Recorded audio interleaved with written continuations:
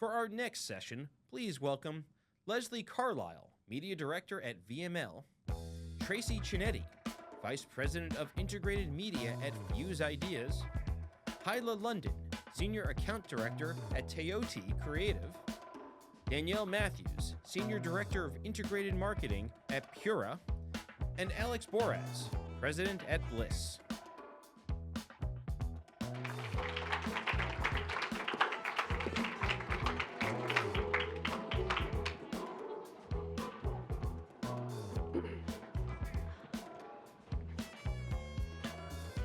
Awesome. Thank you all for joining us today. I'm joined on stage with this group of incredible marketers. We're just going to run through a quick couple of slides just to kind of set the stage for our panel, and then we'll jump into the hot topic of measurement. Cool. So I'm Alex Boraz, just joined as president of Blis US. And at Blis, really what we're trying to do is put consumers first. What we want to do is move away from IDs. We want to move towards a more responsible marketing platform. What we've seen over the last couple of years is really an erosion of identity. So Apple introduced their framework, and now we only see about 20% of users, of consumers opting in to actually being tracked within those environments. So we're seeing less and less identity and identifiers coming through to all of us as marketers.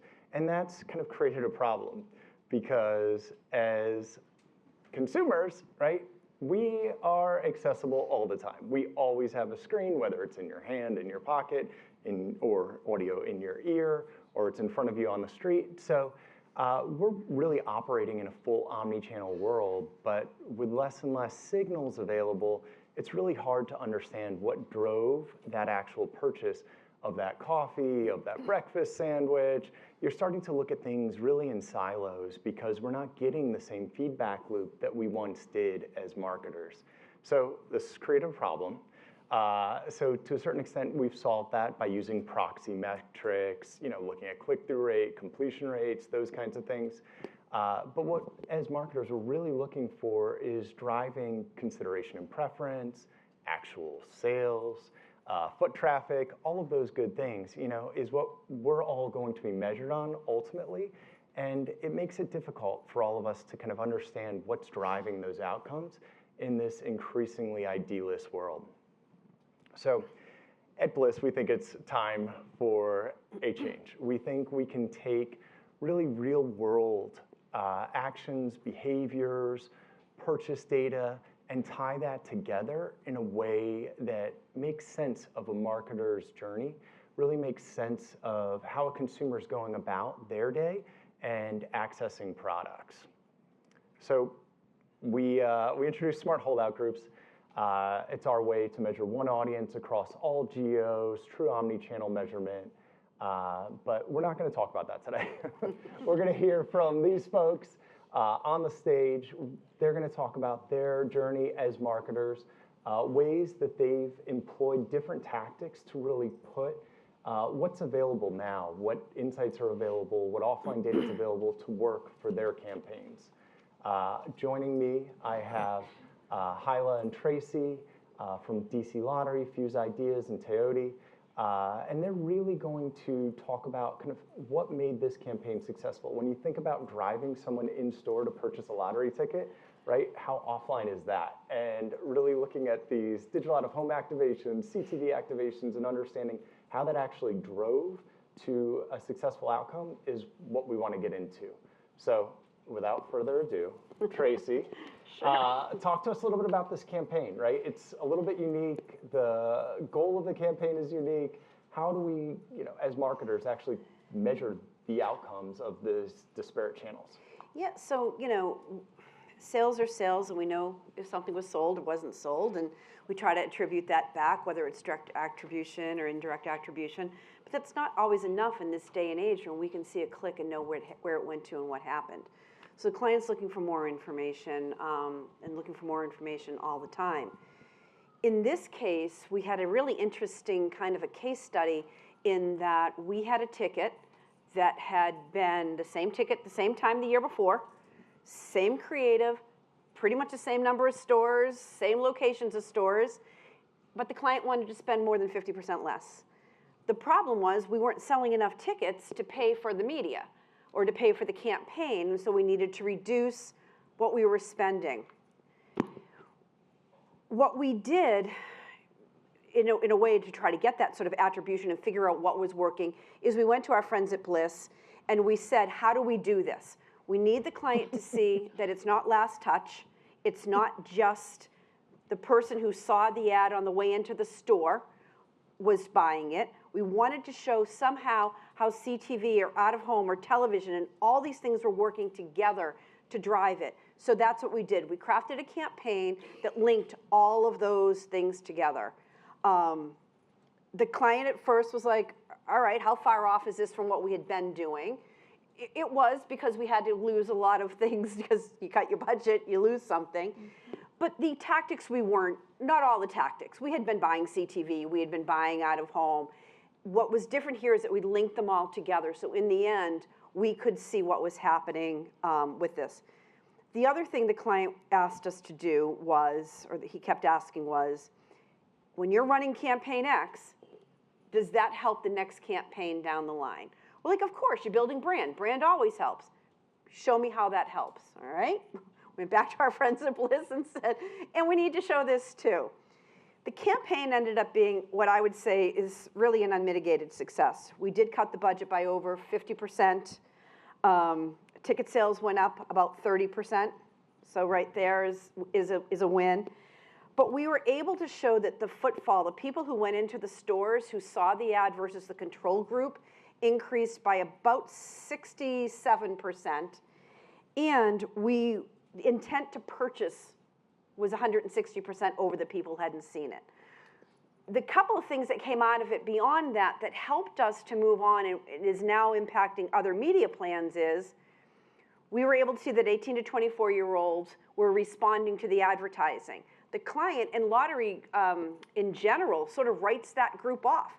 23-year-olds don't walk around with money in their pocket. They're not buying lottery tickets. Millennials don't. Gen Z doesn't. And we were able to show that was an important group for us. The other thing we were able to show is that people who saw the CTV or the out of home were even more likely than somebody who didn't to react to that ad and go in and buy something. With CTV, we were able to say, well, that would be television as well, because it's really the same viewership, whether or not you can afford one or the other.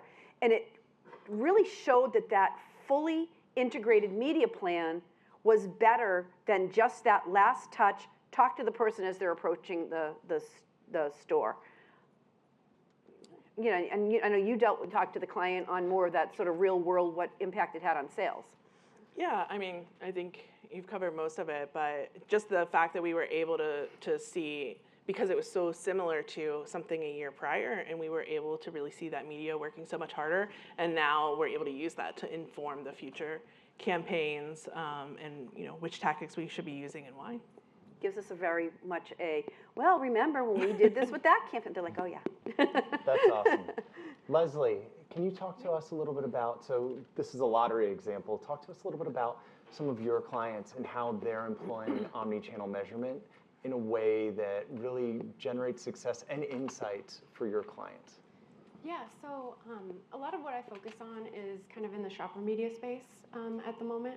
And so we are very much focused on lower funnel objectives, ROAS, all of those kinds of things. And I think when we think about measuring that success, I'm running into instances where, of course, the client wants to measure every piece of the funnel. And it is challenging. And so I think in the landscape that we're in today, there's a lot of focus being shifted to first-party data, of course. We're seeing tons of retail media networks crop up, even some that aren't necessarily brick-and-mortar retail media networks, and even brands starting to kind of develop their own clean rooms to have that data, to be able to house it, analyze it, and kind of repurpose it for other uses. So I think that's a lot of how we've been approaching media and kind of the measurement landscape. And really there's a lot of testing and learning that goes into it. A lot of the brands that I work with are really receptive to trying things, seeing what works, seeing what doesn't work, but behind that, you have to have a really strong measurement framework. So not just looking at those, proxy metrics like CTR, but kind of understanding what is the business outcome that you're looking to achieve with the campaign, and building a framework that kind of touches on all those points from the top of the funnel all the way to the bottom. That's awesome. So Danielle, the brand on stage. 4 months in, I was agency before. Yeah, when we asked you to do the panel, your agency, now your brand. We're changing up the questions. So Danielle, you work for Pura, and in speaking to you before the panel, you said that 80% of your sales come directly through the website. Yes. How are you able to attribute back to those sales versus, because you do have a partnership with Target, so how are you able to attribute each of those different channels and what's working and what you should lean into and invest more in? It's a great question, and somewhere that I think we're trying to go for 25. So I will say Pura is a 10-year-old company. We're out of startup stage, I like to say, on the business side, but on the marketing side, we're still very much in startup mode. So yes, we're 80% D2C. Hopefully next year a little bit more into retail. We're seeing great success at Amazon, Target, the Container Store, Ulta, Home Depot, you name them all. And so what we're trying to do is really understand how the consumer is getting to our site. So part of our model is subscription. So if you purchase it at Target or on Amazon, we still want you to come get a subscription at Pura to really kind of maintain that lifetime value of that consumer. I think the one thing that helps us that Leslie hit on is we're actually a connected device. So you have to use an app in order to use the product. Therefore, I sit on a treasure trove of first-party data, which is wonderful because I've used to work in old CPG land where we're building that back up, I guess you can say. So yeah, it's a lot of just kind of signals, looking at different things. We're really working in attribution models right now, looking at MMM, things along those lines. But right now we're using Northbeam, and it really helps us with kind of more of that last click. And it's supposed to be multi, but it's really kind of looking at last click, last view right now, which we know is not where we need to be, and we need to move a little bit forward in the future. Tracy, talk to me a little bit about kind of that last touch methodology, which may not work for every brand. It works specifically if you're going to check out directly online, but it's a little bit of a guessing game if it's an offline purchase. Even if you're going to check out online, there is still somebody who informed you of it. There's still tactics that helped you through awareness into affinity and engagement. So that last touch can be dangerous. I come from a background where we worked with direct response, right? The phone rang or the click came through at 9:15. The client assumed it was because it ran in what was then Regis and Kelly. That's not true. We had been running since 6 o'clock in the morning. The calls came in because people got to the office and started ordering their eyeglasses or contact lenses. So it became, and that client had me pull everything out of 6 to 9 and put it all into Regis and Kelly, and the phone stopped ringing. We knew that had happened. There's human behavior. There's awareness that's already been built through other things. There's PR. For us, that in-store signage means as much as when we send them in is making sure that in-store signage does it as well. Very last touch, but we know that people are more likely to react to an ad for something they're familiar with than something they're not familiar with. So those upper funnel that are educating people on what that product is, that can't be underestimated for its importance. So, Hyla, how does this turn into a long-term sustainable measurement solution, right? Not an easy question, but. Yeah, no, great question. Well, I think it can be really easy to be so laser focused on the campaign in front of you or the goal that has been put in front of you by the board or whatever it is. So I would say the challenge is always to step back and figure out what are the actual long-term goals. What can we actually measure over time? Are there longitudinal things that we can measure? So I think if you can develop KPIs that actually inform that longer term goal, and those change, it has to evolve over time, then you're actually able to see how all the pieces of the funnel are working toward that goal, rather than just like, well, this campaign did this thing, but if that campaign did that thing and then the next 3 months had other issues, then you aren't actually achieving your long-term goal. So that's, I think it's hard to get businesses to focus on that though, right? Yeah. Like, No, can you it's set hard. those goals? Go ahead. Yeah, I was gonna say, that's the world I live in right now. So the board and the executive team at Pura are all old SaaS model. So everything is CAC right now for us, which we know isn't gonna work as we move into retail. CAC doesn't exist. We all know we can't get, if we could get CAC from retail, we'd all be done with our jobs. But I think right now it's so short-term focused because they're like focusing on growth. But you and I were talking backstage is lifetime value is something that we're really looking at. Average order value is things that we're looking at. Incrementality, I think everyone in this room can agree that that's like the number one thing people are trying to crack. And so it is like we're working really hard with my CRO on educating our board, our executive team on these long tail measurements as opposed to just like the short-term gain. There is that balance, but we're really focused on that long term. Look at how many retailers were driven out of business because they had a price and item model. You waited for that sale, you went in, you bought something, but you had no affinity, you had no relationship with that retailer in between. It was whoever was offering that coat or bathing suit or whatever it was at the lowest price, that's where you went in. Retailers couldn't live on one-day sales. They got away from that affinity model, that engagement and brand that's so important, so that I would go there in between. And we're starting to see retailers get back to that. We're starting to see a lot of retailers start putting out brand campaigns and talking about what their value proposition is overall outside of those. So we've seen it kind of both ways, and I think we're seeing it swing back to that importance. How do you account for delays in receiving a signal or getting that, look, it's nice to change strategy once a year, twice a year or something, but where we live today it's so immediate and the environment that we're in is so dynamic. Leslie, talk to us a little bit about how you solve for that lack of signal that's coming back to you as the marketer. Yeah, I think it's challenging, right?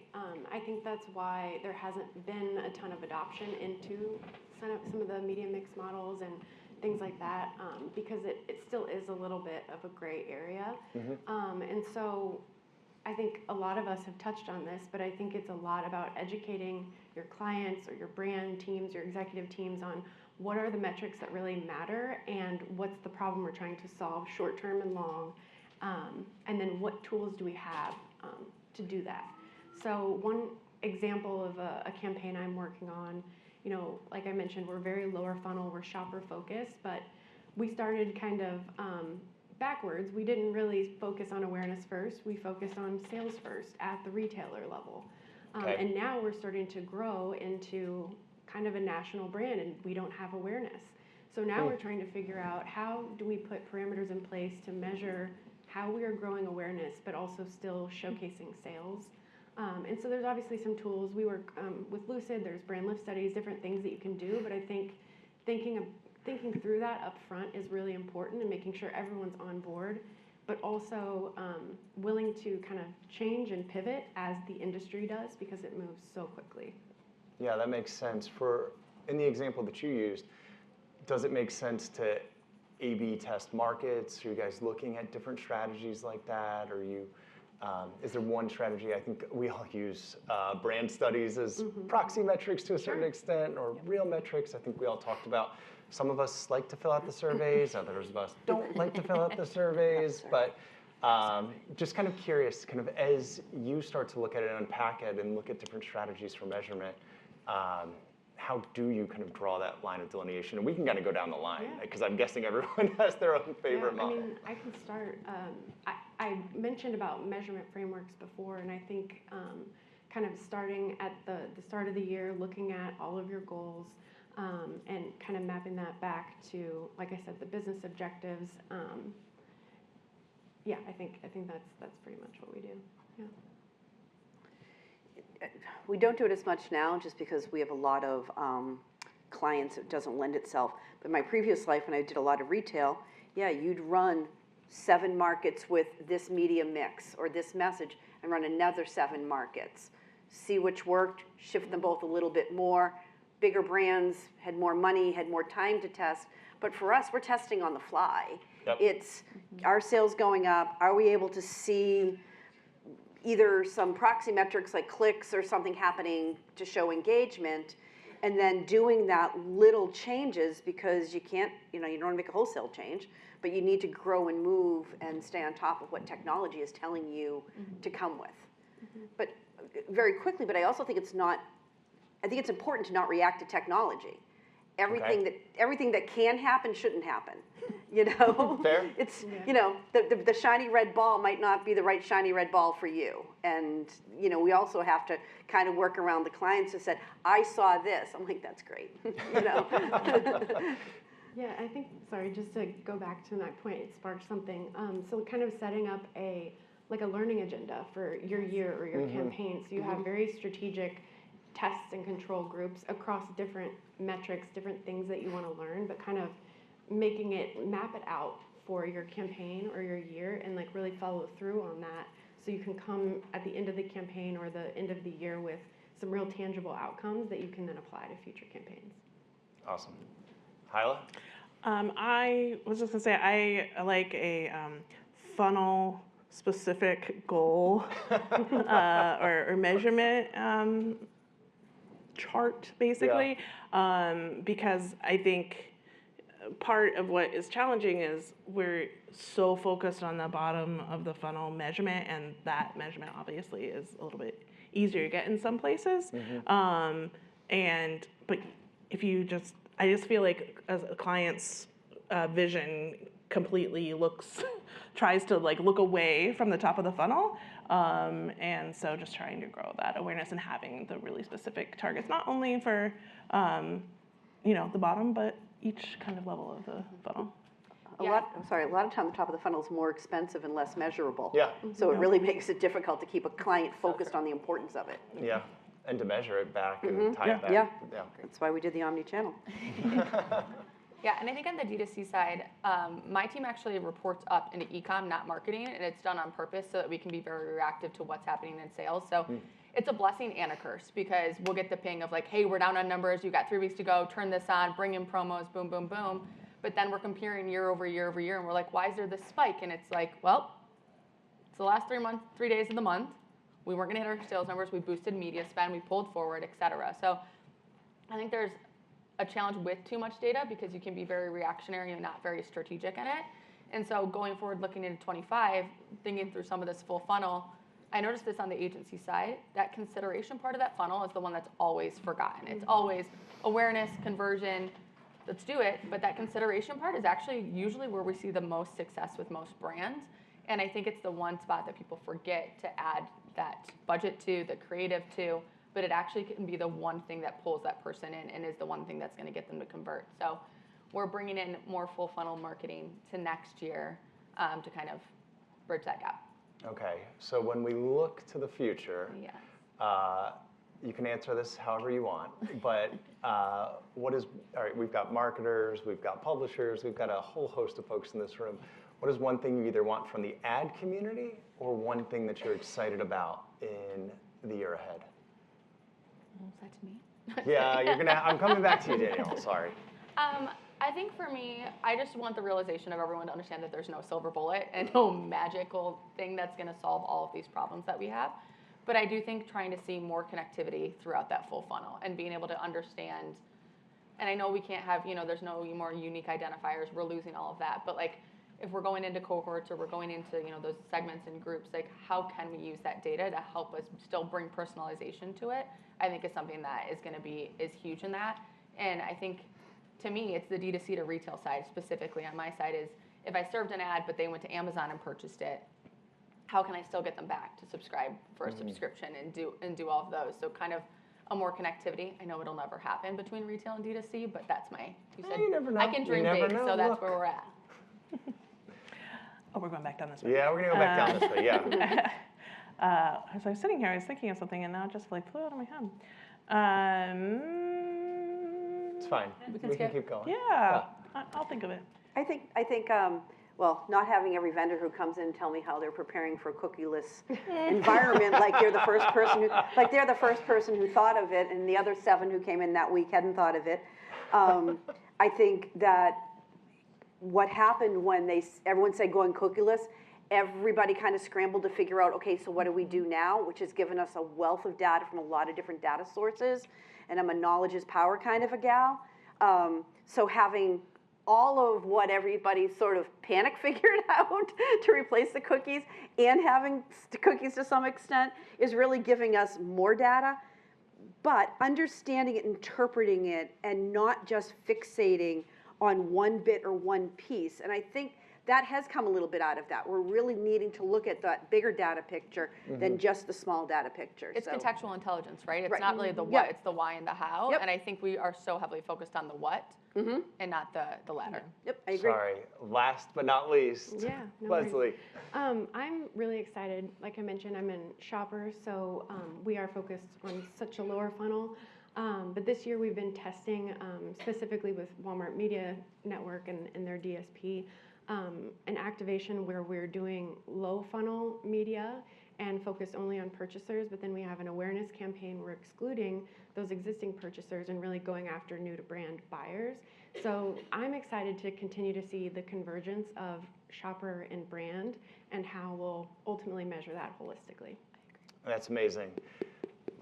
These women have done amazing work, and that's it. We're done. Thank you all. Thank you. Thank you.